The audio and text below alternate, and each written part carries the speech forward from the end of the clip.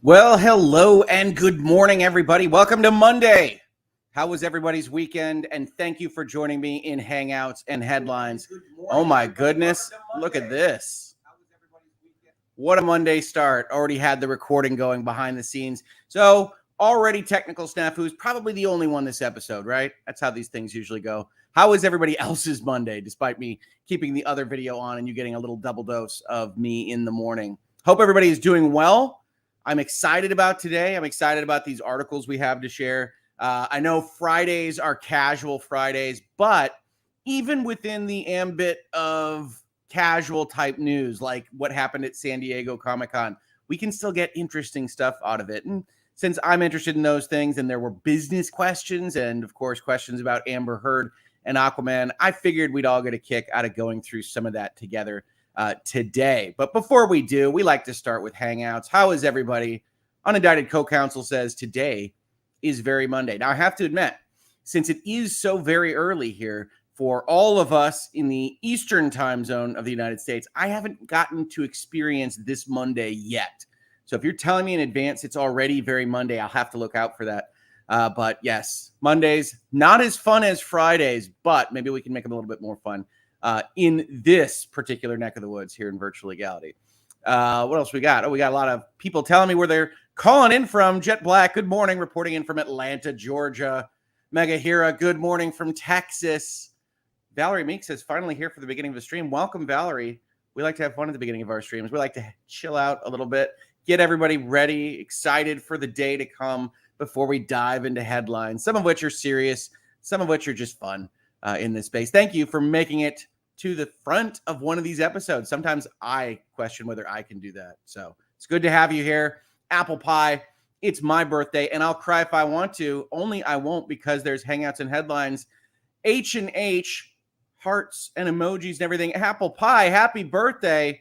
Everybody here already. Wish Apple pie happy birthday. This is fantastic.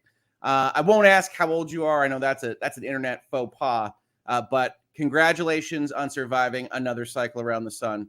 And I hope you have a fantastic birthday. And I am honored that you're spending some of the earliest hours of it with me. Thank you so much. Really appreciate it.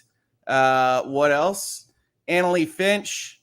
Yesterday morning, I was exposed to a friend who tested positive for that virus that we don't say in the first couple minutes of a broadcast, but we get it. We know. And now you're in quarantine for the next 5 days. I'm so sorry about that. Lame.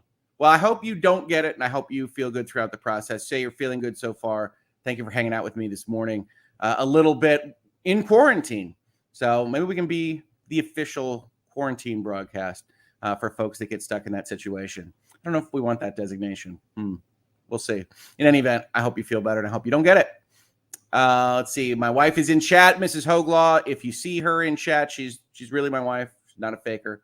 You can say hi to her. She is always here in the morning. Very exciting and having a lot of fun. Debbie I, West Palm Beach, Florida. Greetings, salutations, and whatnot from the Knoxville Buckeye. Brandy Duncan, good morning from Western Kentucky. My phone lights up. Let's make sure that that's on silent.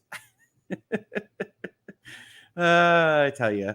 Deborah K, good morning from West Jordan, Utah. Sardinisms, good morning. Yesterday was my birthday. Multiple birthdays. And Monday today feels so much better with that and some Hangouts and Headlines. Well, happy birthday to you, Sardinisms. Wish Sardinisms a happy birthday as well. It's birthday time here in late July at Hangouts and Headlines. And I'm here for it. That's fun. That's a fun way to start a Monday. Birthdays are exciting times. Marion Whitaker, Tucson, which I believe is a location where they are located when they're sending in this message. It could, however, be some kind of CIA secret code to someone else who, if they respond in a one-word answer like, I don't know, Albuquerque, we'll know something's up. So look out for that. Good morning, all from Arizona, says Angelica Santiago. Good morning, Angelica. Hi from Poland. And my grandmother will be so upset with me, but I'm not going to try to pronounce that name. Thank you. Welcome. Hi from Poland as well. I spent many a year in my youth hearing my grandparents, I think, comment on our behavior in Polish since we couldn't understand it. But yes, absolutely. Valerie Meeks, heart emoji, heart emoji. Fantastic. Love it. Aaron McHugh, Good morning from Dallas, Texas. GM, you see, I'm in this brain space of working on Lawyers and Dragons behind the scene. I read that as Game Master, which didn't seem like a normal welcome for a morning. So I figured it wasn't Game Master, and yet I still kind of stopped for a second there. Good morning to you, Aaron. Happy birthdays all around here in chat. Love it. Look at Aaron with a birthday cake emoji, a celebration emoji, that one from the ceiling celebrating emoji, and of course, the guy with the, I don't even know what you call those, the things that blow out at New Year's Eve emoji. I'm going to have to figure that out to say those emoji names properly. Let's see here. What else we got here? Happy birthdays all around. Oh, fantastic. Midnight Wind, Ohio, baby. Go Bucks. It's on, my friend. Hey, I'm glad that you've got a team to root for. Obviously, your team has had a vast amount of success over my team. July's a little early to get into it, but I am sure as we approach that November game, all of the Buckeyes that have very nicely supported this channel and supported me, they'll turn cold for at least a short period of time around that game. You will see. Dude T just wants to offer beers and sunglasses and tacos, which it's a touch early in my day for those things, but that is awesome. Thank you so much. I appreciate it. Laura says, good morning, everyone. Good morning, Laura. This is fantastic. Love this. Just happy times, good vibes all around to start. Don Bacca says, I'd prefer to have birthdays every 1,000 days. I think you could arrange that if you're born on February 29th or so, right? You don't actually technically have the birthday except once every 4 years. I think you still grow old, though. I don't know. I wasn't born on a leap day. So that's really up to the body, I think. We got some happy birthdays for Apple Pie. We got some cake emojis. Emily says, good morning, Hoagies, with a video game controller. Fantastic. Anon. Good morning. Morning from Atlanta. Morning from the UK.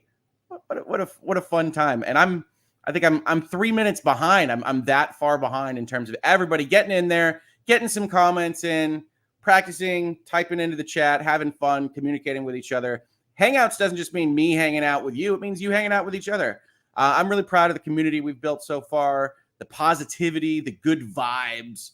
And that's so important every day to have that kind of interaction in your life. I'm so happy with everybody. So absolutely keep that up. Jennifer, thank you so much for the super sticker. Helping support the channel. I really, really appreciate it. That is so fantastic.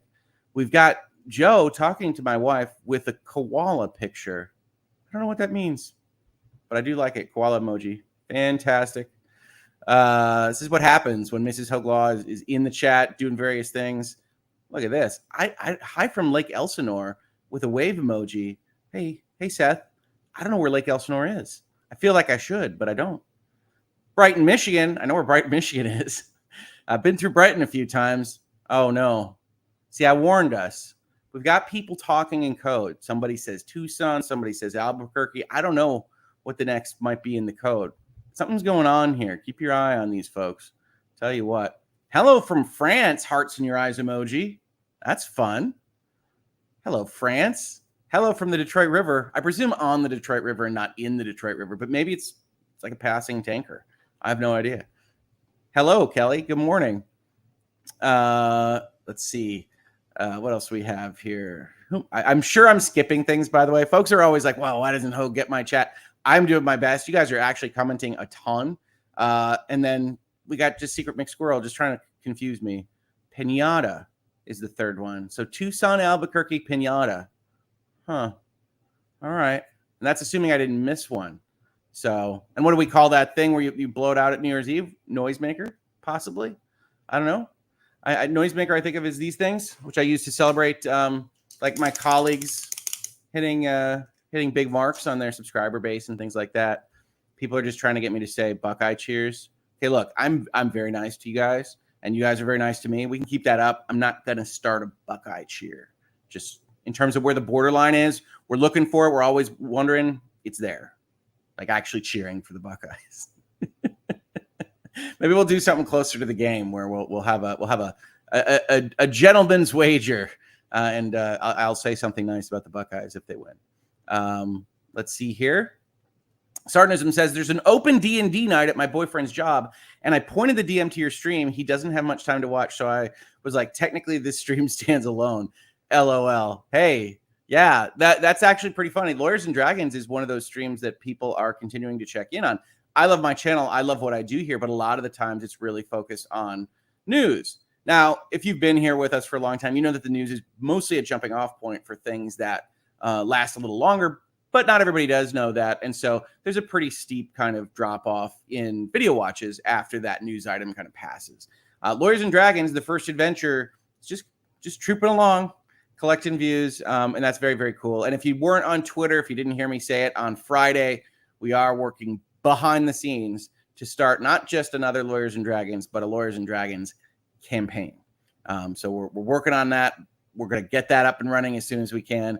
Everybody that supported that, everybody that's checked it out, everybody that has fun with us being goofy here in this space, thank you so much. And we'll have more announcements on that in the future. But it's really exciting. Strive says tacos are for Tuesdays. Tacos are for every day. Co-counsel will back this up. Tacos are for every day. Nachos as well. Really everything with a kind of tortilla, meat, cheese arrangement is for every day. Fantastic stuff. Kelly says, I love this community. I love it too, Kelly. I'm having a lot of fun with all of you. It's fantastic. We still have people trying to get me to say Ohio State things. I love it, PE. I love it. I love that you love your school and your team. My wife asks, Lake Elsinore is California, right? I don't know if she gets an actual answer there. We'll have to see. Gotta love Hoeg's wholesome and supportive chat. What's not to be supportive about? We're all here together, spinning on this globe, spinning around the sun.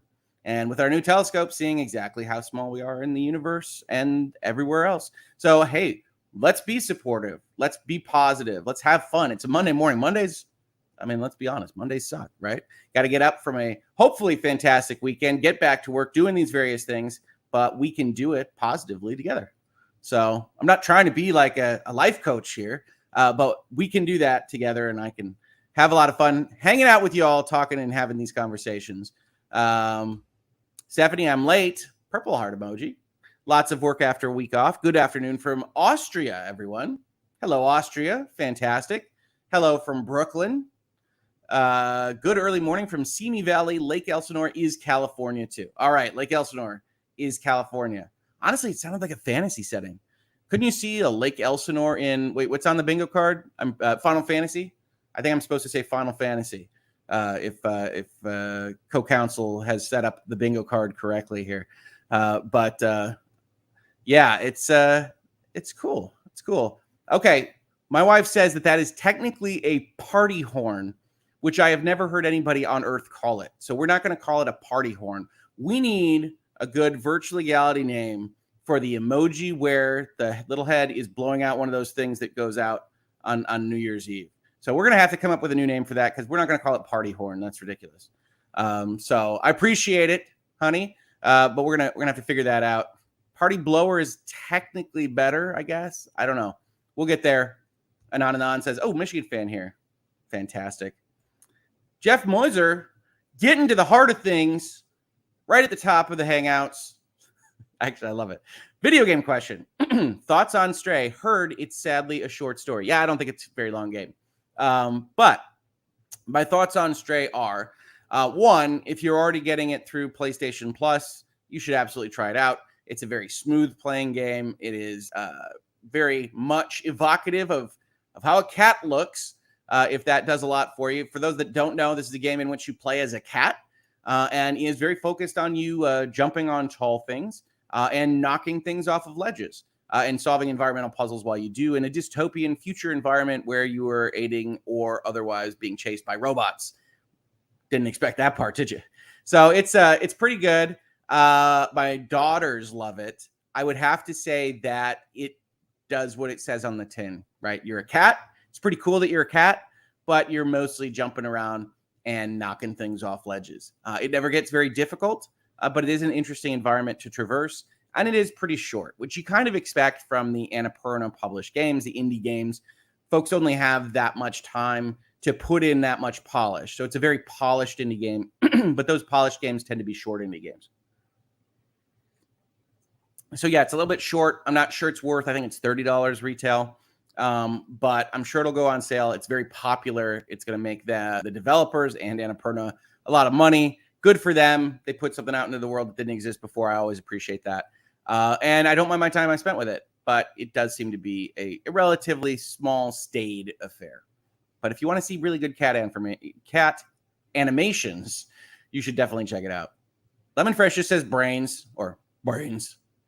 So yeah, Lawyers and Dragons coming back. We'll see if Brains comes back. Who knows? Can't make any promises. Pants, Lawyers and Dragons should have a guest slot in the party so one of us can join each week. We got plans. We got plans for you, chat.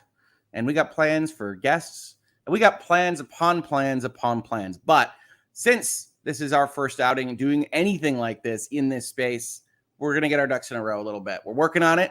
Trust me, it'll be sooner than you think, I think, unless you think it's tomorrow. It won't be tomorrow. But we'll have Lawyers and Dragons before too long. Don't worry about it. Absolutely. Lawyers and Dragons is epic. Dragon emoji. Is there an emoji for lawyers? I think the most often I see, I think there's a Scales of Justice emoji, right? Like there's the Libra sign emoji. I think that's what I usually see used for lawyers. Prototopic says a campaign. No way. If you don't know, Prototopics is David. If you've seen Lawyers and Dragons, Prototopics is not just joking about there being a campaign. He's the engine behind the campaign. He's the one that's going to be helping making all of this to fruition. So, Prototopics, if you see him in stream, he's the guy. He's the one that's going to be helping us do all of this. I could not possibly do remotely anywhere near as much as David, and we're talking behind the scenes. I recreate life. I went to OSU, and even I don't cheer for the Bucs. Cheers to you. But in all seriousness, if you love the Buckeyes, fantastic for you. You've gotten enough time to celebrate over me. I'm going to celebrate. Co-counsel says, yes, tacos all the time. These are the days where tacos are eligible, and then she leaves a full 8 tacos. You say there's 7 days a week? Doesn't matter. Still can fit 8 days of tacos in those 7 days. Let's see. What else here? Then we'll start talking about comic book movies. I know everybody's here for comic book movies. Pretty fun. Kiwi Girl 75. Good morning from New Zealand. Purple heart and a unicorn. Thank you, Kiwi Girl 75. Awesome. Sometimes I think New Zealand is a fantasy land, but that's primarily because of Peter Jackson. So it wouldn't surprise me if there were unicorns down there. What else we got here? We already have bots. Subscriber mode only is on. Bots are subscribing to the channel. Now, I don't think they're terribly useful subscribers, but welcome to have you here, bots. We're going to try to get rid of you. Yeah, the bots came early today. They were just in for the hangout, right? The bots just said, hey, this looks like fun. This looks like a good positive atmosphere. We've got a lot of hearts in your eyes emojis. We've got a dragon head emoji and a full dragon body emoji from Valerie Meeks. So the bots wanted in. Did I hear about shenanigans, says the Tails DM? Oh, I think there will be shenanigans. There might be antics. There might even be hijinks. It really just depends. So, we can get excited about that. What else we got? Miss Hoeg Law says there's a little Scales of Justice. I thought I saw a more cartoony one. If there isn't, we are working also behind the scenes on custom emojis, which I know I owe the members. We do have a membership button in YouTube. I have never actually gotten customized emojis before, so we are working on that. But I want to make sure they're cool. But definitely, if we don't have a good one for that, we should get one. Oh, here they are. Valerie Meek says, look, there's a judge. And then there's like a lawyer head, I guess. And then there's the Scales of Justice. And then a person in a suit, which I guess is a lawyer. It's not me. And we have the various people with judges and gavels. And look at all these emojis. Fun stuff. Juju says, Hoeg, I've never ever played a video game. Ever? Anything. Tetris? The solitaire that comes with Windows, or the Minesweeper, anything at all. But I really enjoy your lives. Thank you, and Mrs. Hoeg Law. Oh, well, thank you for joining us on these mornings and having fun. Yeah, I love talking with you all, even when we're just chatting and having fun before we start anything, right? And yeah, absolutely. Everybody, if I see a question, just mark it with a question or an @Hoeg Law. I can see those a little bit better, but the program that we use to actually broadcast doesn't highlight the Hoeg Law, so I have to look at two different places. It's you know what? It's not your concern, but if you do flag it for me, I'm always happy to have conversations and ask questions. Does anyone still play Minesweeper? This was designed by my wife to make me feel old on a Monday morning, people. Can you believe this? I don't know. I'm going to have to reflect on things. Play Pac-Man. Play Pac-Man. Emoji Fest. Thanks, guys. I'm emoji enlightened. Windows doesn't come with Minesweeper anymore. You see, this is the problem with software as a service, right? They just go and they make you subscribe to these things for recurring revenue. What do they take? They take Minesweeper. Probably took that little pinball game that they used to give us, too. Whatever, man. And I only really know that pinball game because I used to play it in law school classes if I already knew the material. So, yeah, absolutely. All right. Minesweeper has a pro circuit. Of course it does. If you can make Monopoly a professional pastime, there you can make Minesweeper a professional pastime. Absolutely. What else we got here? We got What No Minesweeper. People are reacting. Secret McSquirrel says, I still want to play Among Us. Yep, we've got those kinds of things on the back burner as well. Turns out I can only develop like 5 shows at a time. So we went from just virtual legalities to virtual legality hangouts and headlines to virtual legality hangouts and headlines and lawyers and dragons. And there's still more happening.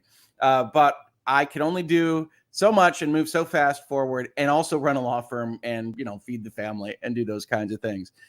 So I very much appreciate it. We got a lot of stuff coming out. Absolutely.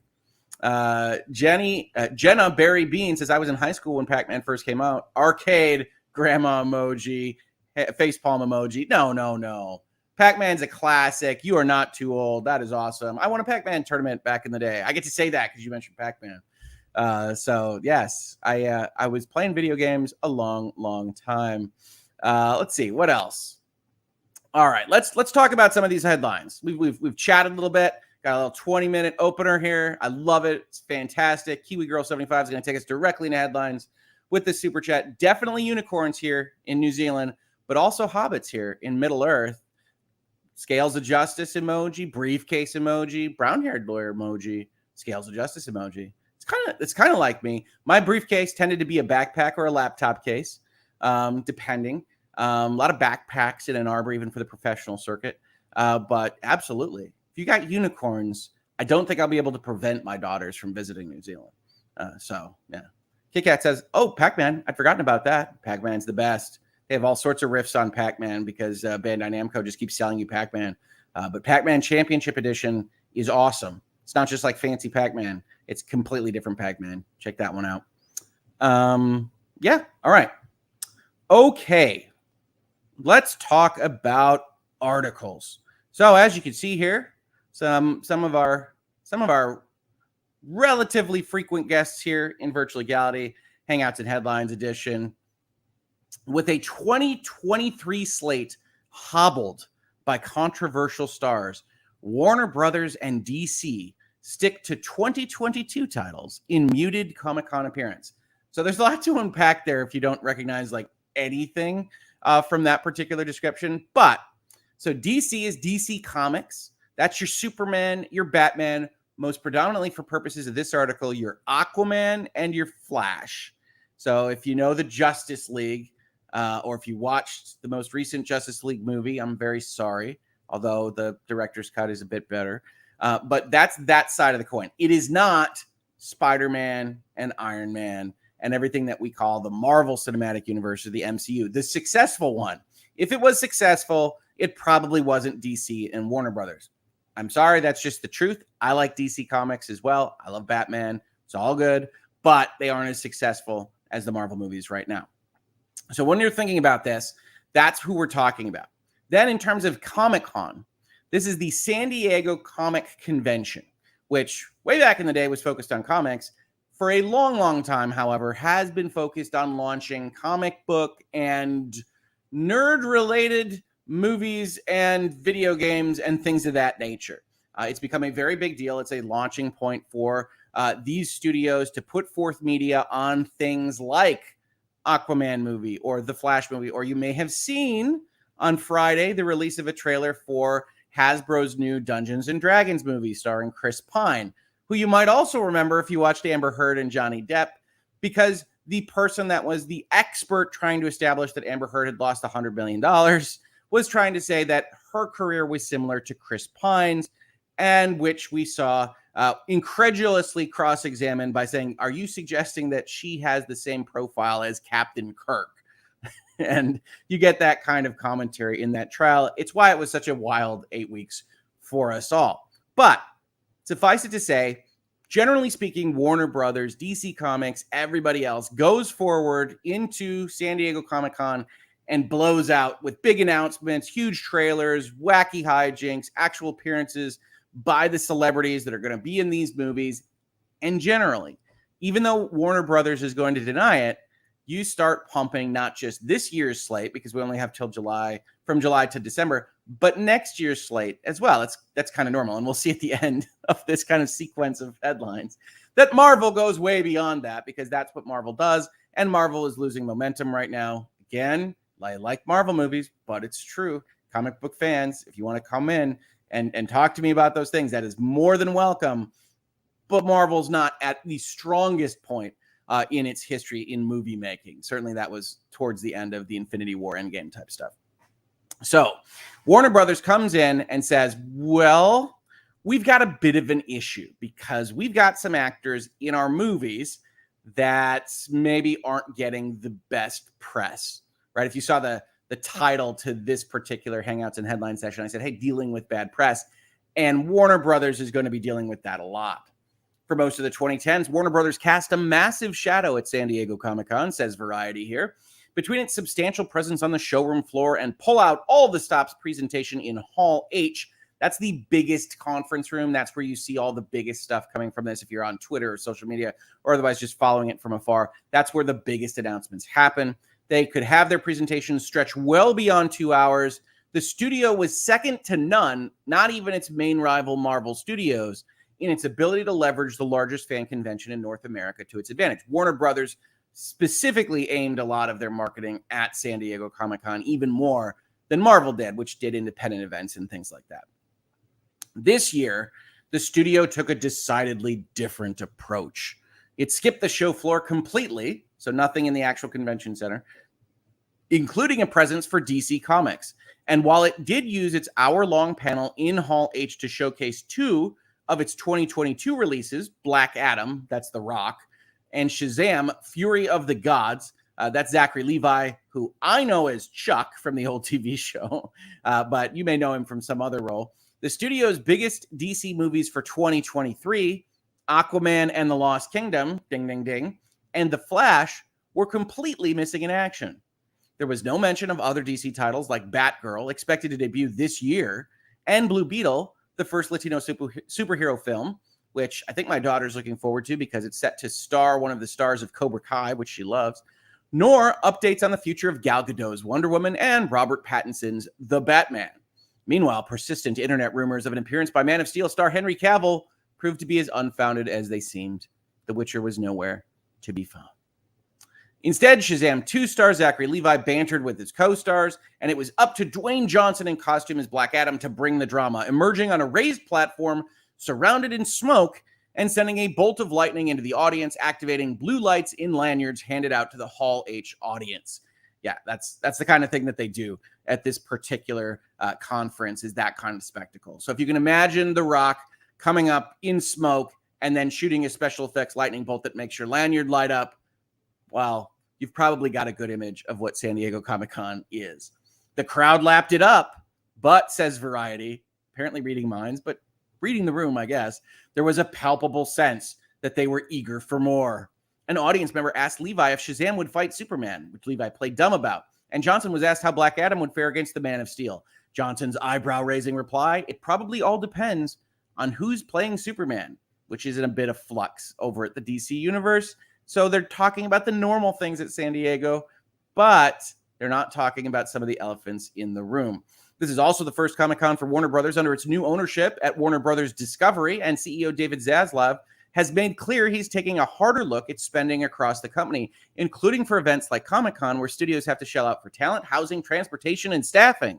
Studio insiders say Aquaman 2 and The Flash are too far away on the schedule to warrant a big splash at Comic-Con or to have enough materials to support one.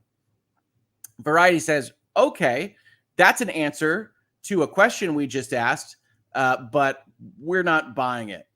In previous years, though, Warner Brothers has used Hall H as a launching pad for films well beyond the calendar year. The 2014 panel for the studio included the first ever look at 2015's Mad Max Fury Road. Zack Snyder first announced 2016's Batman vs. Superman, a really big tentpole movie that unfortunately proved to not quite hold up the tent at DC. At Comic-Con in 2013, the panel for the film was held in 2015. So for a 2016 release, Warner Brothers had an announcement 3 years before and a full panel a year before another reference panel the year that it comes out. Both Aquaman 2 and The Flash completed shooting months ago. We know this, right? We got a lot of testimony about how Aquaman 2's script changed, when shooting finished, what they could possibly show, which could have given their respective directors, James Wan and Andy Muschietti, time to put together at least some footage to whip up the buzz commensurate with the character's stature among the Comic-Con faithful. So why didn't they? Variety posits, well, we actually know the answer to this question. Aquaman 2, however, co-stars Amber Heard, who just spent months at the center of one of the ugliest public court battles in Hollywood history. I suppose you're never wrong if you use the locution one of, right? Because one of is always going to be correct as long as you make the list long enough. I don't know. Was it one of the ugliest public court battles in Hollywood history? It didn't involve murder. It didn't involve actual bodily harm, as it turned out, although it did in terms of what was alleged. So I don't know. What do you think about that, chat? Do you think that this was one of the ugliest public court battles in Hollywood history? Hollywood does not have the cleanest history in terms of court battles and whatnot. So that we'll leave that up. Certainly, there's a recency bias there. Whenever you got reporting and you're going to talk about something that just happened, it's always one of the biggest deals of all time. I do think it was a very cultural moment that we saw happen with respect to the internet, especially. I don't know. Hollywood has a history during which Heard's status in the film was a major point of contention. A jury found in June that Heard and Depp each defamed each other, but Depp was awarded millions more in damages against Heard, who was also relentlessly ridiculed and excoriated by Depp's fans on social media.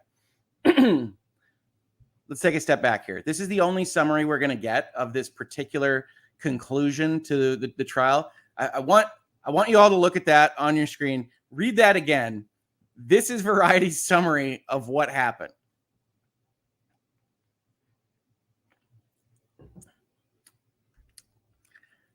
So if you didn't follow this at all, you're reading Variety, and basically this sentence is designed to make you think that Amber Heard was cheated in some way.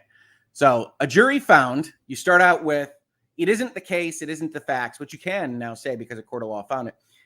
It's a jury found. Some random people, randos, if you're on Amber Heard's team, said some things, and apparently this is what they decided. And it's that they defamed each other, which, while technically true and is often the best kind of true, is also completely outside the spirit of what happens, right? Because Johnny Depp sues her for defaming him on the grounds that she said that he was a domestic abuser. He wins that. He also wins on the ability to say that she committed a hoax against him, that there was fraud, that there was falsity in what she was claiming against him. And he loses, not on what he said, it's on what his attorney said, but he loses on the specifics of what that hoax actually was. Yes, they were both found to defame each other, but the reason you get into this next part, which Depp is awarded millions more in damages against Heard, isn't because of societal leverage or the patriarchy or anything else like that. It's because the actual lies that we're talking about here, which were heinous as presented in court by Team Heard, are heinous when looked at in terms of damages, right? He was actually awarded $15 million, but Virginia prevents you from getting $5 million in punitive damages. And what came across on the other side was you didn't get the details right, even though she did lie about you. I think that puts things in a different stead. And we've talked about it before, but when you go out with summaries like this, and then if that's not enough, for your summary, you then go and talk about people being excoriated, and in specific, Amber Heard being excoriated on the internet, when the internet is the internet, and definitely doesn't change what happened in that court of law. Now, they do say she filed a notice of appeal on July 21st. Do want to talk about that just a little bit. We have seen that. I've mentioned in prior videos that there's nothing for me to talk about here. I've seen other people make videos. Actually, haven't popped in. I don't know what they're saying about these kinds of things. But suffice it to say, Amber Heard files notice of appeal of her defamation verdict. And then shortly thereafter, we see Johnny Depp quickly counters Amber Heard's appeal on verdict with one of his own. That's a deadline headline. And that all makes sense, right? I think Johnny Depp's team would have accepted the $2 million on their side of the defamation if there were no appeal, if people had just gone through and allowed it to stand. But once you're already going to the Court of Appeals in Virginia, there's no reason to not dispute what's been found against you. And in terms of both of these sides having headlines without actual substance in their stories, I don't really blame them. This is what they're working with. Plaintiff and counterclaim defendant John C. Depp by counsel hereby appeals to the Court of Appeals of Virginia from all adverse rulings and from the final judgment order of this circuit court entered on June 24th, 2022. That's literally all anybody has to react to. These are just notices that you tell the court system, we're appealing this, and we'll tell you about why later. So when Team Amber Heard submits a brief, when Team Johnny Depp submits a brief, we'll probably go over it in this space. I don't know what form that'll take, whether a virtual legality, VOD, or a Hangouts and Headlines. I have no idea. But when those briefs come out, we'll have a more specific answer for what it is that they plan to argue. We saw it a little bit with the motions to dismiss and things like that, but there will be more in the appeals court briefs, and we'll go over those. But for right now, this is all anybody's got, is these kind of quick headlines. They're both appealing. Get excited. We're going to the Virginia Court of Appeals. But that's the summary of the situation in Aquaman 2. And then things arguably get worse for Warner Brothers. And the Flash star Ezra Miller is facing multiple allegations of abusive behavior, including choking a woman in Iceland and harassing another woman in her home in Berlin, as well as 2 arrests in Hawaii this year, once in March for disorderly conduct and harassment, and another a month later for second-degree assault. That's not great. And interestingly enough, if you're coming at things from the perspective of Warner Brothers and Johnny Depp, who of course gets asked to leave the Fantastic Beasts franchise as Grindelwald, is that Ezra Miller plays a prominent role in that franchise and did in the most recent movie. So Warner Brothers has difficulties here right now. And so when they tell Variety, oh no, Aquaman's a whole year away, we wouldn't use the Hall H scene to actually put up clips of Aquaman, they're not being entirely truthful in outward appearance, right? And then you've got the Flash, you've got Ezra Miller, he's already in your Hogwarts series, that's a problem. You're not on the show floor with either Fantastic Beasts or your DC Comics or anything else. You're going through a transition where people are buying your assets, they're moving things around, and you just don't want to deal with any of this stuff, right? Now, Variety says the circumstances of Heard and Miller situations are quite different. However, in both cases, Warner Brothers is facing down an impossible dilemma. Impossible? No, it's difficult. This is difficult. There are impossible dilemmas out there in the world. Actually figuring out how to market your comic book movies, not one of them. But we'll give it to Variety. This is what they cover. Even in the Me Too era, how to promote their escapist superhero franchises when their stars are embroiled in toxic scandals that overwhelm all other conversation about them. Well, they do. I don't find it impossible. I find it difficult, but that is in fact the situation that Warner Brothers has found itself in.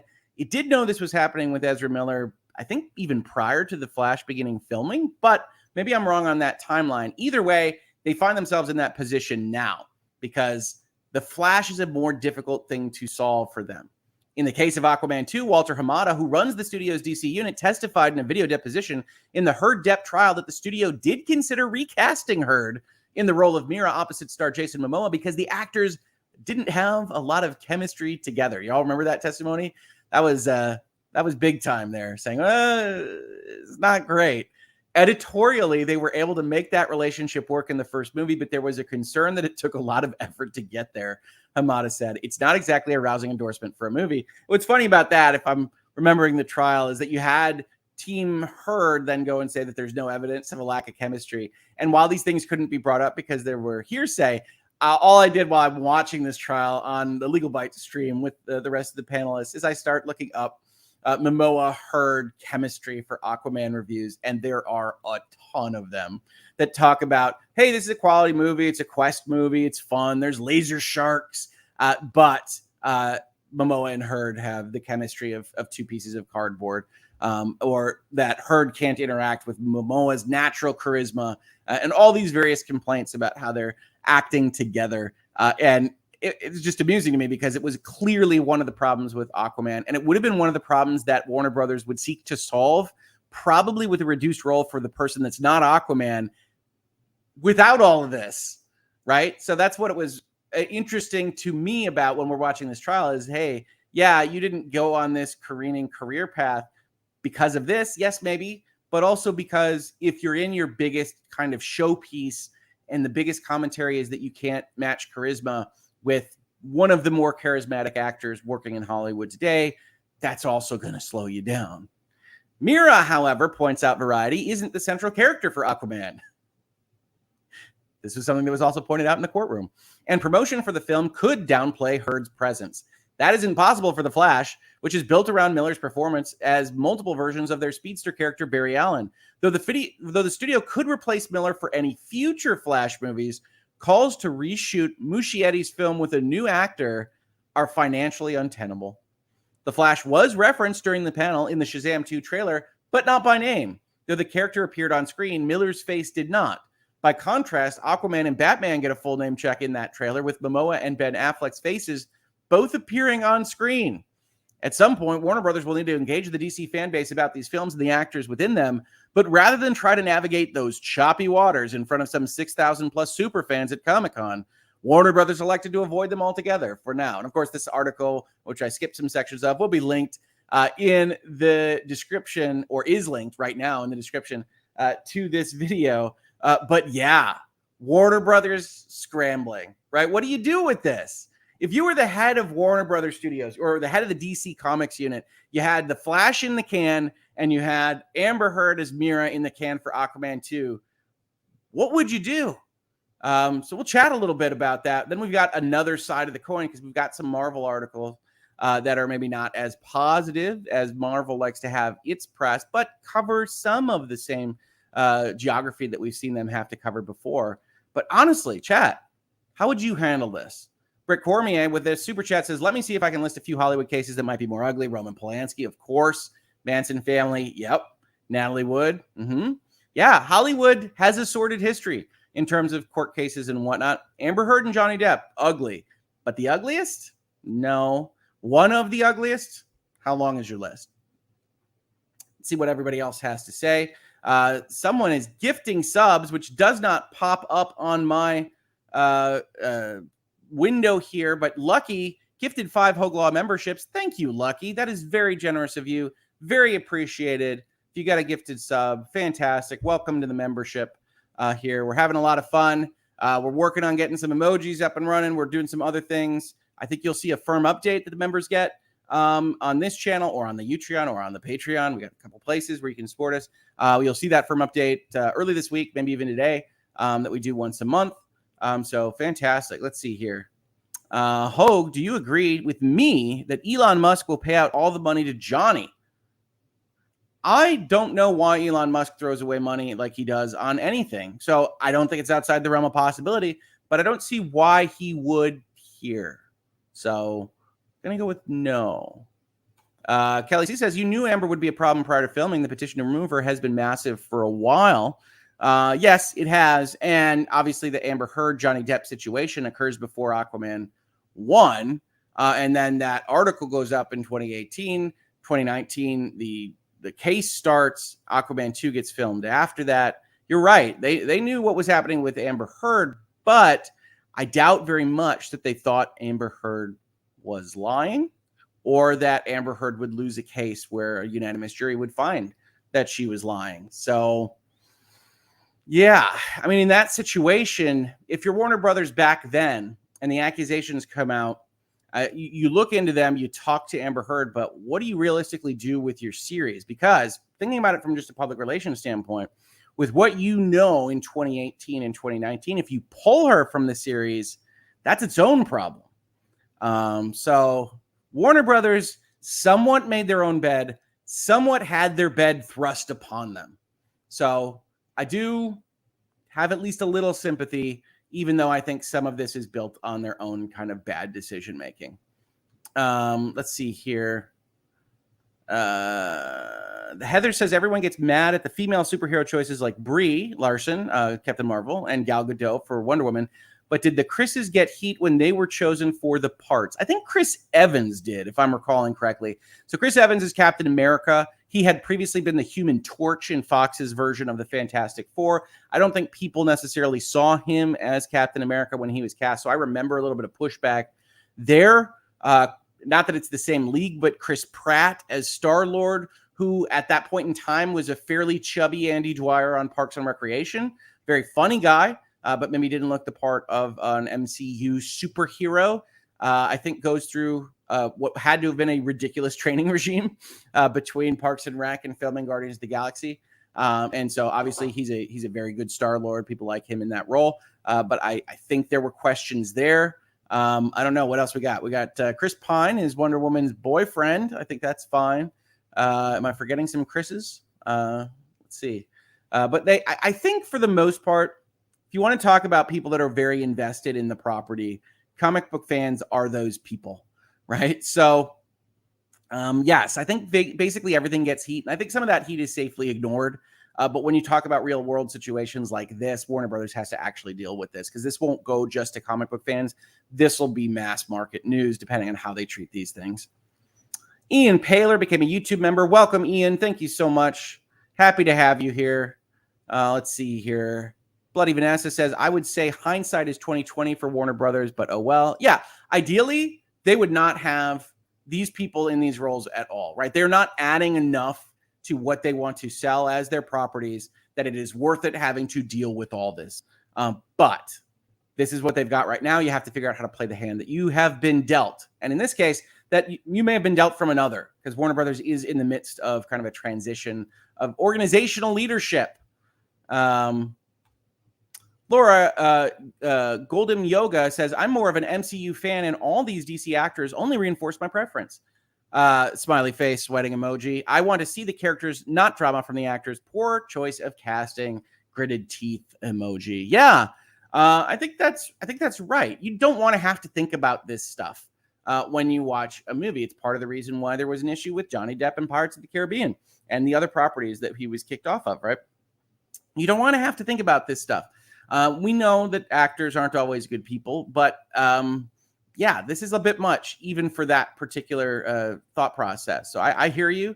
I think Marvel's been relatively clean. Nothing jumps into my mind as being a particular problem for those actors, but I could be wrong. Obviously, since they're employing like 3/4 of Hollywood, some of them somewhere have had issues. But yeah, I think it is the case that the DC situation is significantly worse right now. Mr. Upper Torso says, what a tale. Aquaman made all this money, but the sequel just destroys that feat. Aquaman, one of the most successful DC movies in history. And yeah, we'll see what Aquaman 2 does. The Flash situation is a problem, but if they focus on all the other people's talents that worked on the film and show it for their work, may go over better and fire Miller from the future. Yeah, you could work it in. You could modify the script. You could even kill him. Or have an alternative universe, Barry Allen, played by a different actor, take over. I mean, the comic books, for whatever they are in terms of reality, give you a lot of outs for these kinds of things, but you do have to be willing to take them. And Warner Brothers, for the most part, has sat on its hands on these particular issues. And I think that is part of the problem. Robert Pattinson for Batman at Hoeg Law. Is Robert Patterson different than Pattinson? Robert Pattinson is currently Batman. But yeah, I think that, I don't know. I didn't like the Batman as much as other people did. It seems kind of self-serious and a little bit much. Let's just say that. Hemsworth Evans, Chris Hemsworth.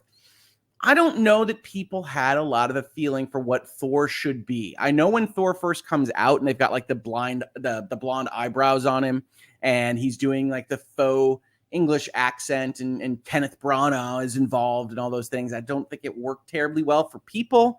as we know now, Chris Hemsworth is a very talented person with a lot of comic timing talent, which Taika Waititi has been using to great and maybe over effect, depending on how you feel about Love and Thunder. I have not seen it yet. I cannot comment more fulsomely on that. Uncle Brat became a YouTube member. Thank you so much. Kiwi Girl 75 became a YouTube member. Thank you. MCU has all the Chris's. It has a great number of Chris's. I think DC actually does have Chris Pine right now, which could have, of course, been an MCU character. Let's see here. What else we got? Lucius Augustus, Ezra Miller is going on road trips with people's underage children without the parents' permission. Why did this article only focus on Amber Heard? Is Ezra's kidnapping children? Allegedly. Yes, there are articles about Ezra doing these various kinds of things. He's clearly got certain issues. There was a parenthetical I skipped while reading through the article that talked about him dealing with his mental health. But yes, Ezra Miller is a problem for the studio. Absolutely. Let's see. King Bob says, love Gal, but just can't get myself to watch Wonder Woman 84 just because I've heard it's a very woke film. Someone proved this wrong for me. I don't think it's very political.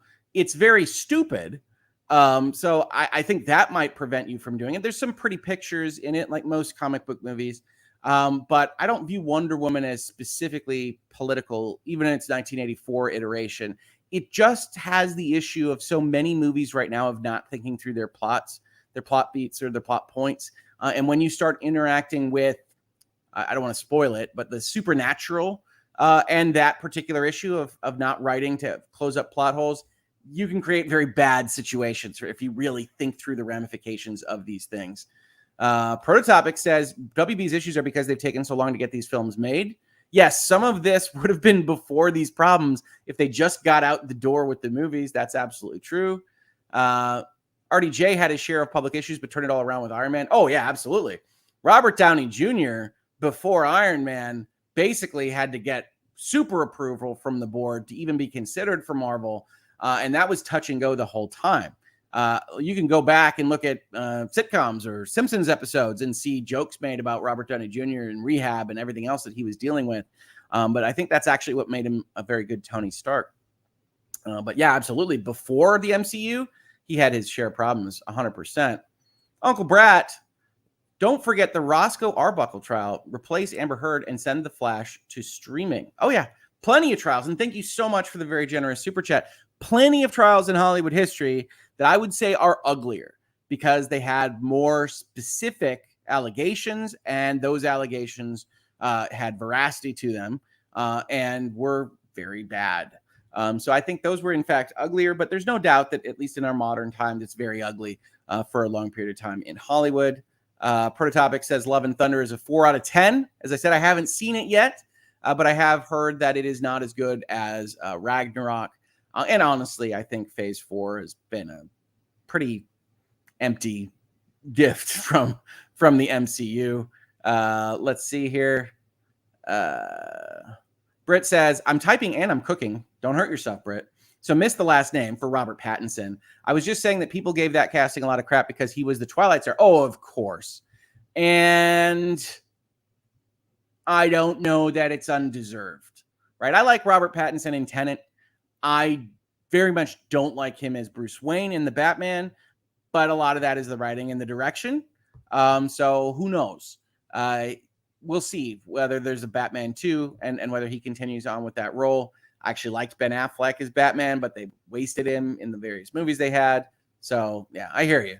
Tracy Fagan, I think if we stuck to guilty until proven guilty, they would have had less issues. Well, I mean, in that particular instance, Ezra Miller hasn't been found guilty of anything. He's going through process and legal things for all of this. But as a business, I think you can look at the situation and say, to the extent this reflects poorly on us, we're not going to cage you. We're not going to take your money, but we are going to look at protecting our goodwill and our brand. And this looks bad. And so I do think that there are ways that you could be a knee-jerk response as a business that is inappropriate, but you don't have to wait necessarily for the legal system to do its business on a different standard than you when the court of public opinion and courting that public opinion is what you want to do as a business. So it gets real gray area in there. And I think it has to be left to the facts and circumstances of whatever situation you're looking at in any particular moment in time. Let's see here. Arturo Trevino just says, good morning, Hoeg. Good morning. Thank you so much. Welcome to the stream. Let's see. Tiny Trifle says, when Kristen Wiig turned into a cat hybrid thing, I cringe. Well, no spoilers on Wonder Woman. But yeah, it's not the strongest movie. And honestly, I thought that Patty Jenkins taking over some of the writing duties, probably one of the biggest problems. If I were to be forced to talk about Hollywood and what I think some of its biggest problems are, is that I think directors that are otherwise gifted are given too much latitude to write their material in a way that they doesn't meet their talents. I think J.J. Abrams is a gifted director. I think he's an almost completely awful writer. I think similarly about Rian Johnson. And if those sound just like Star Wars directors to you, well, there you go. I think Patty Jenkins fits into that bucket. And of course, she has a Star Wars movie on the slate. But yeah, I would have writers write and directors direct. I think that works better for the process. Tracy Fagan, oops, meant innocent. Oh, that's okay. We all have our typos here in this space. Absolutely. And I'm trying to go back to find where you made the typo so I know what we're talking about. But I am missing it. So I apologize, Tracy. But we totally get it. Typos, mistypes, totally understandable. Elizabeth Mullins, they, EM identifies as non-binary. Oh, I'm sorry. So Ezra Miller uses they. Apologies. Either way, they are in a bit of trouble, and they are putting Warner Brothers in a bit of trouble at the same time. Thank you for the correction, Elizabeth. Let's see here. Tiny Trifle. Hoeg did not catch that. Who knows what we're talking about there? And I just want to make sure I catch everything before we go on to Marvel. Marvel has some stuff. No, not that one. Marvel has some stuff that they want to talk about a little bit here, or maybe that they don't want you to talk about. Since we're covering Comic Book Day, I figured that we should cover DC, but also Marvel. It's only fair. Marvel, obviously, wildly more successful, like not even within the same ballpark, league, whatever, as DC Comics in terms of bringing their characters to the cinema. But with great profits comes Hollywood math. Marvel's movie math. Comic creators claim it's bait and switch on payments. Writers and artists who create characters that power the Marvel Cinematic Universe say the company offers a labyrinthine compensation system that underpays them. And then we have this nice artist rendering here where we have Yelena from Black Widow being explained things. You never want to see Hollywood accountants using pi, right? Something's gone terribly wrong if they're starting to do like geometry in the math that they're going to pay you. So it's a lovely little drawing here from the Hollywood Reporter. In July 2021, Scarlett Johansson stunned Hollywood with a lawsuit accusing Disney of breach of contract for sending Black Widow day and date to Disney+. And if you're interested in more on that story, including going through its settlement, we definitely have that covered in Virtual Legality. A lot of interesting stuff on both sides of that particular argument, and all of it depends on what's literally in the contract. Interesting fight. A move her lawyer said diminished its box office and the star's back-end compensation. As that legal battle stretched into the summer, two other Black Widow stakeholders were quietly seeking what they believed they were owed. The comic book creators behind Yelena Belova, the character played by Florence Pugh, spent months in a back and forth with Marvel to receive payment for her appearance in the film. Writer Devin Grayson and artist J.G. Jones, so Grayson and Jones, believed they would take home $25,000 each for her appearance in Black Widow. So, if you haven't seen Black Widow features Black Widow and also a new character that plays her sister in Yelena. Now, Yelena was invented during the creation of comic books and was written by this person, Grayson, and drawn by this person, Jones. And so you would expect, certainly if you're just on the outside looking in and you don't know anything about contracts and copyright assignments and all, that these folks might get a little something for their character making it to the big screen. Well, Marvel's been trying to handle that behind the scenes, and here's how they are doing it. So they say they think they're going to get $25,000 per her appearance in Black Widow thanks to paperwork they signed outlining how much they would receive for films, TV shows, video games, and action figures featuring Yelena. But when Grayson and Jones, who created Yelena in 1999, eventually received payment in November, that $25,000 dwindled to about $5,000 without explanation. Here's where things get weird.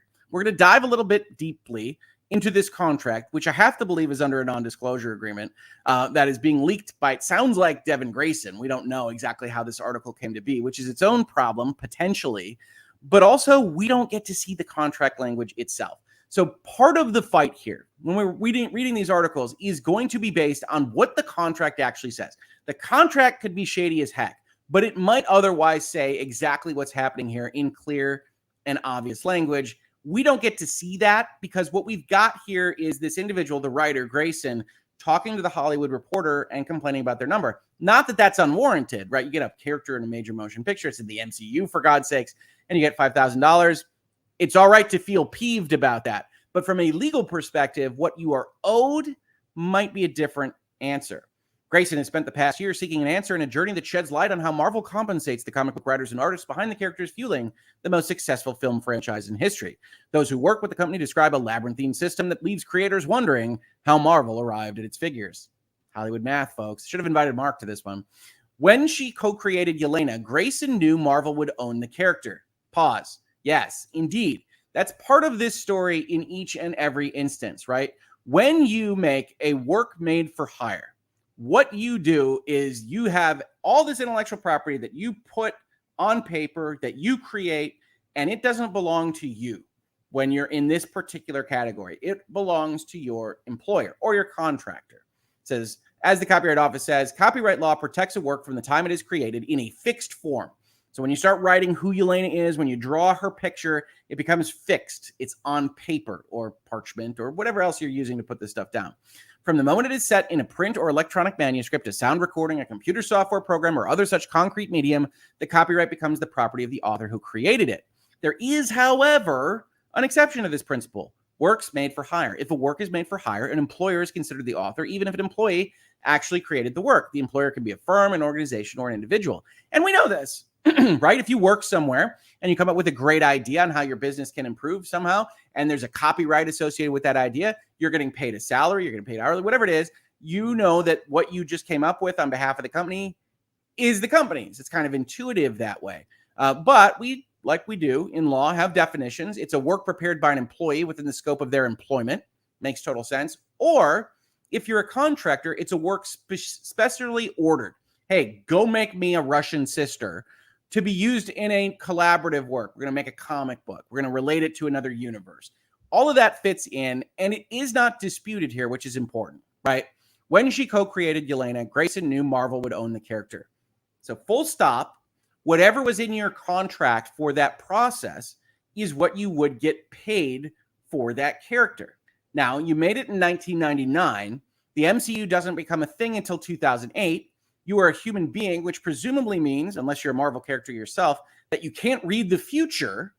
And so you don't know exactly what the value of this thing is. But it does appear that Marvel doesn't generally pay cinematic royalties for these things in the creation contract, right? Whatever that would have been, whether it's an employment contract or a contractor arrangement. We've heard about how Marvel came up with some of its old characters. I don't know how they were doing things in the late 90s, but we're not fighting over who owns this thing. We're just fighting over what you should be paid for its use.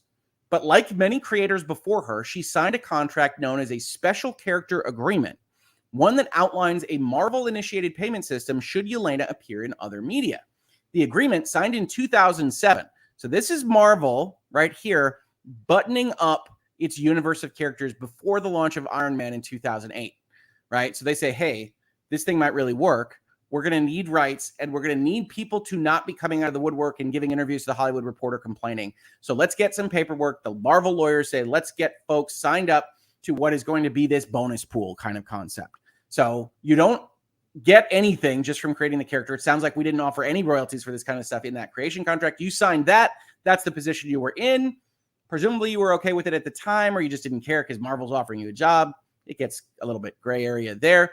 But 2007, we roll around to all of our creators and say, hey, sign this. And here's what the Hollywood Reporter describes it as. The agreement signed in 2007 seemed to state that Grayson would receive $25,000 for a theatrical film appearance, $2,000 for an episode of TV over 30 minutes, and $1,000 for an episode of TV 30 minutes or less. For action figures, the agreement entitled her to $5,000 for one, $10,000 for two, $25,000 for three, and for video games, there would be a maximum of a $30,000 pot to be shared among all the creators who had characters in the game, because video games tend to be combination kind of efforts. So if you're thinking about Ultimate Alliance, there's a lot of Marvel characters in there, or fighting game, that kind of thing. So we have to do this pot concept. That said, even the Hollywood Reporter says seem to state. Now, chances are the author of this article actually got to see the contract at issue here and is relating those things. But we don't get to see it. And so we don't know exactly how specific this was, how bright line it was, whether it was just misread by these people, whether Marvel is playing shady games with its contracts. As the Hollywood Reporter says, buried within the document was language that granted Marvel broad discretion to dramatically lower payments, language Grayson and others who spoke to THR say is misleading, given that the $25,000 is listed prominently in the paperwork. It's very possible that it is. In fact, I might even suggest that it is more possible than not that it is, and this is framed to look a specific way. But if you do frame it to look a specific way, you do run the risk of having things like this come out. Interviews with the Hollywood Reporter, and potentially a court looking at it and saying, you're a sophisticated party, they're not a sophisticated contract party, and you're trying to induce them to sign a contract that they shouldn't be because you don't actually agree as to what will happen when X, Y, or Z occurs because you're hiding the ball later on in the contract. Or it could be that the provision says exactly how Marvel operates and says, hey, we're going to pool this, we're going to reduce it for this, we're going to do these various things, and you ignore it because they bold and underline the $25,000 number. It's like the Publisher Clearinghouse sweepstakes. You could win $1 million, but you won't, notes Grayson, who, as a woman in a male-dominated industry, did not want to make waves when she signed the agreement. It doesn't sound like anybody wanted to make waves on these agreements. We've seen these kinds of articles and discussion points, not with this much detail, come out before. After Grayson received her $5,000 of the promised $25,000 in November. Now, this is interesting, right? This is the Hollywood Reporter actually putting a stake in the ground. Was $25,000 promised? I'd be willing to bet that Marvel isn't stupid enough to have just specifically breached the contract, that they might have $25,000 in the number in their contract and otherwise have the ability somehow to say, this is how this works and this is how you get to $5,000. But Hollywood Reporter says it's promised in this particular section. I probably wouldn't have written it this way with this particular fight. But again, I'm not looking at the contract.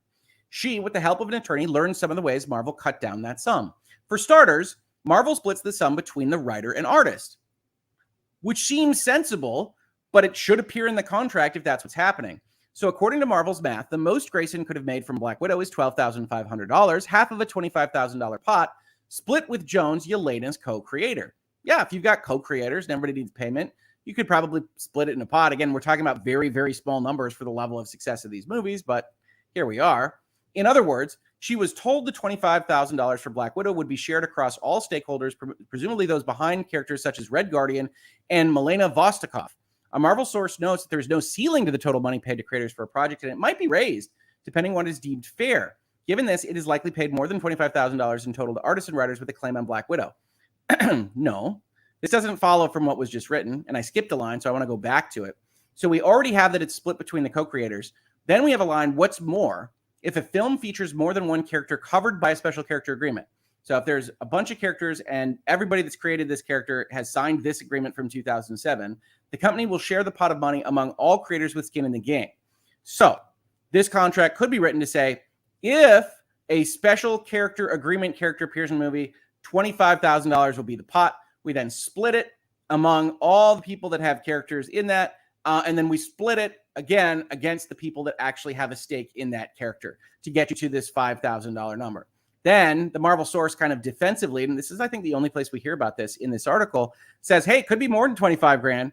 And then the Hollywood Reporter takes it on faith. Now, again, this implies to me that this reporter actually got a real number and can say this sentence, because this logically doesn't follow from this. Marvel saying, hey, it could have been more, doesn't mean it likely paid more. In fact, for the most part, I would assume that a company is not going to pay more than the minimum that it has to pay to secure these rights. So again, this hints to me that this reporter got to see the contract, probably is getting a little bit more information on background from Marvel. But either way, we're talking about very, very small numbers for hundreds of millions of dollars in terms of profit for these movies. Reached by THR, Jones did not share specifics of his payments. Remember, he's the artist for Yelena, but confirmed that he received money similar to Grayson's. He says, having spoken to a number of creators, Marvel's financial offerings seem a bit of a bait and switch. They throw out a large number, then little by little, they whittle down the actual payout. Another way Marvel shrinks payments, and this is actually why this article drew my attention, is by classifying some film appearances as cameos. Now, remember, the MCU is a contracting masterwork. As a contract lawyer, commercial transactions lawyer, one of the things that I've been most amazed by is how they get these actors bouncing around in these movies, how they appear in so many of them. I don't even know how many Robert Downey Jr. was in.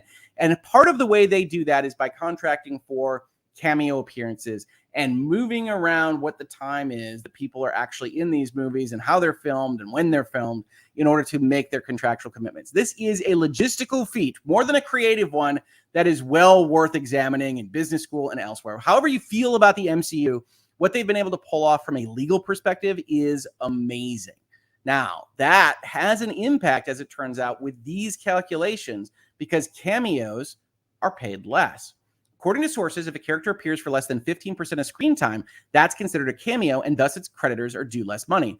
By that standard, so Hollywood's doing back of the envelope math here, the Hollywood Reporter. Sebastian Stan's Winter Soldier, a character key to Captain America Civil War, would be considered a cameo as he appeared in 22 minutes, just under 15% of its 2-hour, 28-minute runtime. Now, that may be the case. It may not be the case. The way these things are calculated might not include the credits. Generally speaking, if I were sitting on one side of a contract like this, I would say, I don't want to incentivize you to suddenly make your credits twice as long because that'll reduce my percentage and otherwise impact my contract terms. So it's possible that this calculation doesn't appear to come from Marvel is wrong. This one appears to be obviously right. Ditto for Captain America, who appeared for less than 7 minutes, 30 seconds of Avengers Infinity War. But again, this gets reported on Captain America was a cameo in Infinity War. Maybe, but Marvel wouldn't have wanted to piss off Chris Evans right at the end of his contract. So maybe not. This is just Hollywood Reporter doing back of the envelope math. As it turns out, when you have a contract, you can always deal with the real politic of the situation if there's an upset actor or it doesn't make any sense for what you're otherwise doing in that particular movie. Obviously, Sebastian Stan is a huge character in Civil War. He's arguably the main driving character in Civil War. And Captain America is very important in Infinity War, even though, and this was a surprise to me, he's only in it for the 7 minutes. Good job. He had a presence in that movie for 7 minutes of screen time. One potential money saver for Marvel is the world of video games, which every year eclipses the box office in terms of entertainment market share. That's right, folks. More money is spent on video games than movies. According to sources, Marvel will pay creators for character appearances on console games only, not mobile games. A segment gaming observers note is on a fast rise, and one source likens to being offered VHS royalties in an era in which Blu-ray is about to be the dominant force. Okay, mobile gamers are gamers. I'm not going to gatekeep like that. But please don't compare console video games to VHS in the era of mobile games' Blu-rays, because that is not only offensive to me, but is wildly inaccurate. That said, yeah, folks are making bank in the mobile space, and more so than in the console space in a number of different ways. So I get what you were saying. Don't use that metaphor. Thank you. Some who spoke to THR say it is more beneficial for a creator to avoid signing any paperwork with Marvel, noting special character agreements give the company wiggle room to pay essentially whatever they want and include an NDA clause that muzzles creators from speaking out. Does it? As we read the Hollywood Reporter article about these agreements? I suspect, since it's pretty obvious who's actually leaking these materials, someone might be getting a phone call after this particular article. But yes, it does have an NDA clause. You would expect it in an agreement of this type, and yet folks are talking to the Hollywood Reporter. But yes, no legal advice here. If you aren't happy with the compensation or other things you are getting out of a contract, you can only evaluate the rights and obligations for yourself, seek counsel, and then determine whether or not it makes sense for you to sign. If you're not getting enough out of that contract for the obligations you're otherwise giving up, then don't sign it. And absolutely, go complain. One source who reps the creators behind several A-list Marvel characters notes that one client who never signed the paperwork is better off than those who did. He has a lawyer that doesn't listen to Marvel, says the source, and Marvel declined to comment as it does not speak out on individual creator agreements. Joe Casey is among the creators who did not sign an agreement. The writer co-created America Chavez, a key character in the $954 million grossing Doctor Strange in the Multiverse of Madness, and has received no payment for her use in the film. But he'd rather speak out in hopes it can help change the system. Maybe $5,000 means something to some kid in his early 20s that doesn't have a career. For the record, $5,000 is always good. For a lot of us who have been in the business for decades, it comes off as an insult. Also true, right? If you got $1 billion movie, you contributed materially to that particular movie, and I don't know that America Chavez did. I like Multiverse of Madness, but If that person had a character, I didn't see it represented in that particular movie. Yes, don't sign the agreement. Speak out when the Hollywood Reporter calls you. And I probably wouldn't have signed it for $5,000 if I knew that was coming. And I were in the same shoes as this particular creator. That said, I don't know that I would have worked for a company like Marvel and created characters for them with the notion that I ever got royalties for what I worked on for them. So I might not have ever been a Marvel artist, which you wouldn't have wanted anyway if you've seen the stick figure drawings that I otherwise do. But I probably wouldn't have ever been in this position in the first place. A few months after Johansson and Disney settled the lawsuit, Yelena Belova showed up on the Disney Plus series Hawkeye, cementing the character's place as a key player in the Marvel Cinematic Universe, eating macaroni and cheese. Per the agreement Grayson signed, she should receive $2,000 for a TV episode appearance. Again, are we positive? When Grayson reached Marvel in July, she was informed that according to their calculations, that wasn't quite right. How would $300 an episode sound? And that's the end of this article, right? So it's effectively a kind of hit piece on Marvel math, which may be justified. But when we're evaluating articles on the outside, like we do in headlines, I can't promise you that it is because I can't see the contract and I can't take Aaron Couch's word for it because this is all clearly premised on somebody that is upset about the money they're getting. As I said earlier, I don't blame them. This is a paltry amount for a character being put forth in a movie of this type, but it does appear to seem to me that the main error is in the initial creation, that you didn't otherwise negotiate for royalties at the time, and or other people were willing to do the same thing that you were willing to do without royalties. So that creates a market problem there. And we can argue the goodness or evilness of that. But when we talk about contracts and law, which is what we do here, I don't have enough to go on from this article, except to note that both DC and Marvel are dealing with some bad press during a period of time when, for the most part, they want good press. The San Diego Comic-Con, and indeed, the Varieties and the Deadlines and the Hollywood Reporters of the world. Don't let any of this stuff get them down. Let's talk about every movie and every TV show coming out, not just at the end of Phase 4. Who's excited for She-Hulk, Attorney at Law, Black Panther, Wakanda Forever? I'm actually looking forward to that one.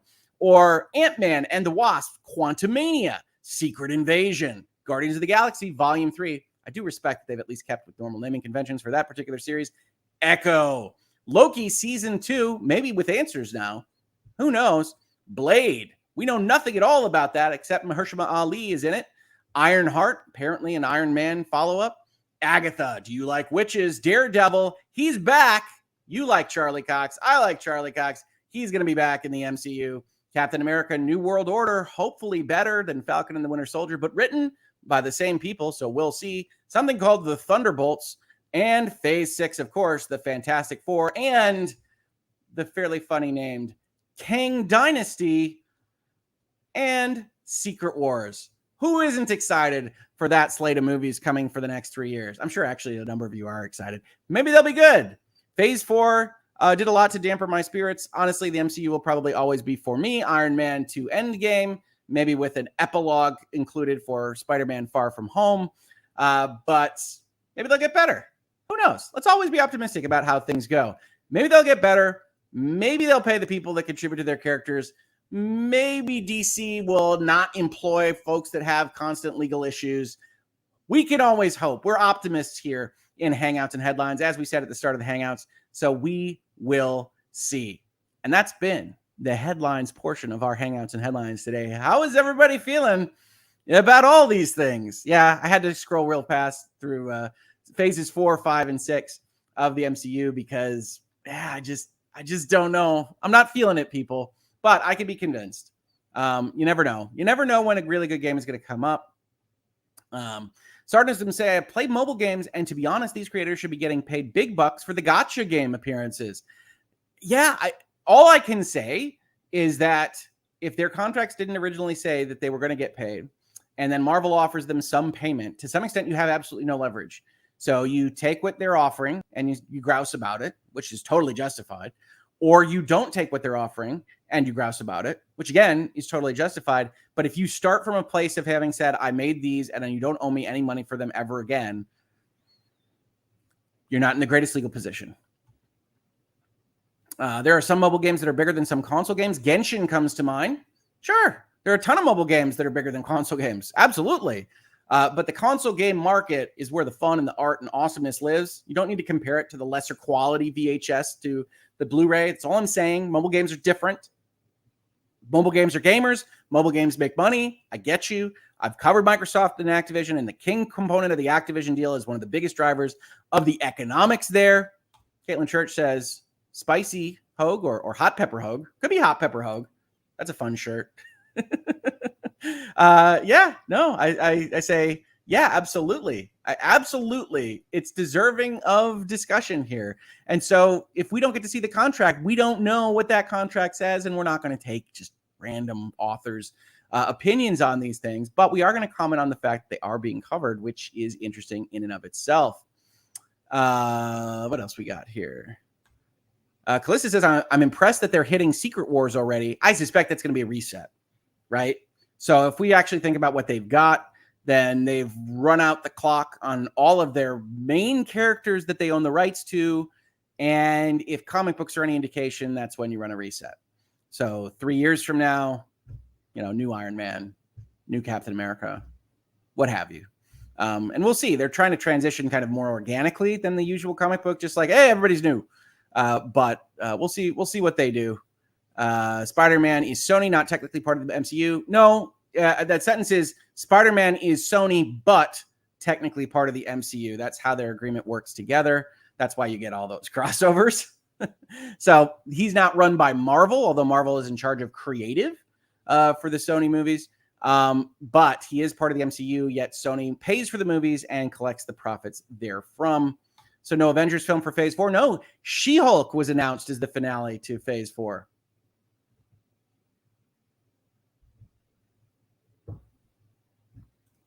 Aaron Rose says the Thunderbolts are a super team put together by General Ross. Probably not anymore, since the actor that portrays him has unfortunately passed. A recurring Hulk character and occasional Red Hulk. Okay, fair enough. So at least 2 of these new MCU properties star lawyers. I mean, obviously, the best kind of superhero is the lawyer superhero. I think we can all agree on that. But yeah, Charlie Cox, Daredevil, pretty cool. Pretty cool. Strive says Riri Williams is a horrible Iron Man follow-up. Ironheart was a super annoying character. I don't know any of these things. We're outside of my knowledge base here. Let's cover some of these super chats before we move on. Britt Cormier, Hollywood should take inspiration from Lucille Ball for the use of pie and never, ever, ever use pie. I respect the pun game, Britt. I respect the pun game. Yeah, I think that's a funny illustration at the top of that article. But yeah, I'm trying to figure out exactly how pie could be used in financial accounting, but here we are. Nicole Dunn, replay crew here. Just wanted to give a thanks for H&H. It's helped me start my work from home mornings with a better attitude. Smiley face emoji, game controller emoji, green heart, multiple hearts. I think that's maybe me and co-counsel. You and Mrs. Hoeg, fantastic, Nicole. Thank you so much, and thank you for the support of the channel. Britt Cormier, there are lots of people that accepted bad contracts with culturally popular companies. Having DC Marvel on your resume, especially if you worked on a popular character, gives you more credit for the next job. Yeah, I usually call that the Rockstar game approach, and that's not Rockstar Games. It's not Grand Theft Auto, although they are one of them, just to make things confusing. But it is often the case that if you're signing a contract, you're negotiating a deal, you're engaging in this kind of leverage kind of play, you will exchange money for prestige. That there are other valuable things that you get from certain of these jobs. And it's why, for instance, Blizzard Entertainment was able to pay much less than market rates for so long, is because you worked at Blizzard. Now, that obviously isn't the case anymore after the troubles of the last little while. But there are these kinds of Rockstar jobs. And there are Rockstar jobs within Rockstar Industries, right? So you start talking about video games, for instance, which is just what I happen to know a little bit better. And you say video games in and of itself is pulling from graduates that are willing to take less to work on something that they like over doing an accounting program upgrade, right? If you're coding already and you choose to do it for video games, you are already exchanging some of your value from what might be a higher value salary for serious software and those kinds of things. Then if you're in video games and you say, I'm going to work at one of the big guns, you maybe don't even have to get as much money because, hey, I'm working at Insomniac, I'm working at Rockstar, I'm working at Naughty Dog, I'm working at wherever. And sometimes they're competitive, sometimes they're not. But you do get into these situations where you are really exchanging potential money for something else. And maybe that works out for you, maybe it doesn't. But if you're making characters for Marvel rather than BackstreetComics.net, then yes, it's possible that you agree to what they put in front of you and you call it a day. Doesn't make it fair. Doesn't mean that the grousing is unwarranted. You can absolutely go and look at these articles and reflect on them. But you are right. that when you've got a big name in a big industry like that, sometimes you say, yeah, I'll take it. And we'll figure out how to leverage the fact that I worked on that Spider-Man run into a future career. Britt Cormier, again, thank you so much for the super chats. I really appreciate it, Britt. You're so supportive of the channel so often. Thank you so much. What if Disney is using the after credit scenes as a way to extend the movie to the end of the credits? I would not put it past them to do something shady. Yes, one would hope that if you were going to have contract terms of the actors, of the creators, of other people based in some way on the denominator that is the running time of the movie, that you would have thought about it and defined it enough to understand what that denominator should really be. Like, I'm willing to give you the length of the after credit scene. So in general, if I were just thinking about this and I were defining what the running time of a movie was, it would be less opening credits, less closing credits. Like, that would be in the definition. So like, you don't get to run an extra long Marvel flipping logo and anything else to get to a longer running time, and you don't count your credits. So if you want to make them 25 minutes, you go nuts, but that doesn't count towards your running time because you could have made that scroll faster, you could have done other things, et cetera, et cetera. So we're not going to do that. But sometimes things get skipped. Lawyers are human beings, and we can't predict every possible way that a given contract might cause problems, even though that's our job, is to try to look at the way the language in a contract might otherwise be used to harm our position in the future. So with that said, Dominica says, Hoeg Law, we do have a new Captain America. I don't think MCU will be done with Sam Wilson so fast. That's true. Yeah, we do have a new Captain America. We'll see how that goes. I think you heard me skim past it real fast. I don't have a lot of faith in those writers. I thought they did a very poor job with Falcon and the Winter Soldier. Those writers have been given the duties of writing the new Captain America movie. Maybe it'll be better in movie form. Disney Plus is still experimenting with what it wants to be and what it wants to do. So maybe they had issues with that. I do know that I think they filmed and maybe had to tweak around COVID. So that might have been an issue as well.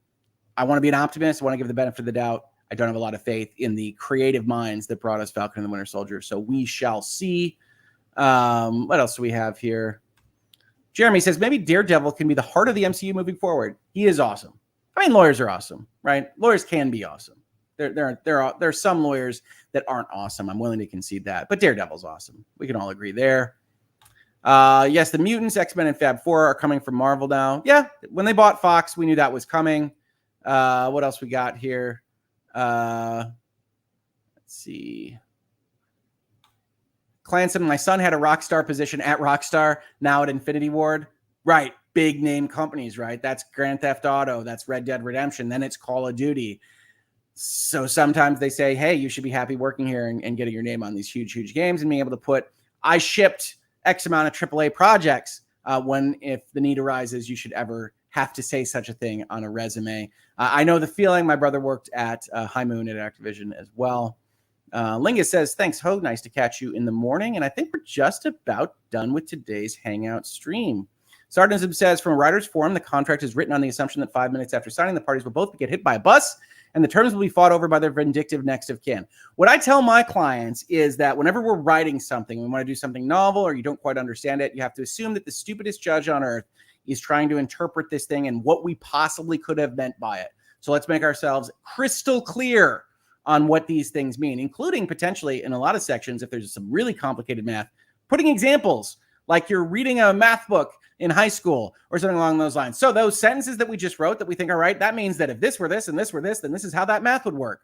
And doing a couple of those so that if anybody ever had to come to it and figure it out themselves, especially if the contract is long-term, where it's going to be 15 years later or what have you, then you can understand what we meant by what we were actually calculating. Movie runtimes always include opening and ending credits. Yes, they do for purposes of our understanding of what time it will take us. But in a contract, you can say the runtime for purposes of this calculation shall not include the opening and ending credits. That's what contracts do. Did I see Daredevil at the end of the last She-Hulk ad? I haven't seen the most recent one. Probably. They're probably working him in around everything. And then Miranda will finish us off. Thanks for going on my walk with me, my kiddo, and my dogs this morning. Well, thank you for having me on your walk. Hopefully I get some of the exercise credit for that. I'll check my step counter later on. Otherwise, have a fantastic Monday, everybody. This has been Hangouts and Headlines. I will see you tomorrow. Maybe we'll cover something more serious. Maybe we won't. We'll see. Either way, have a fantastic day. Have a fantastic week. And I'll see you on the next episode of Virtual Legality, whether that's in VOD form or here on Hangouts and Headlines. See you later, everybody.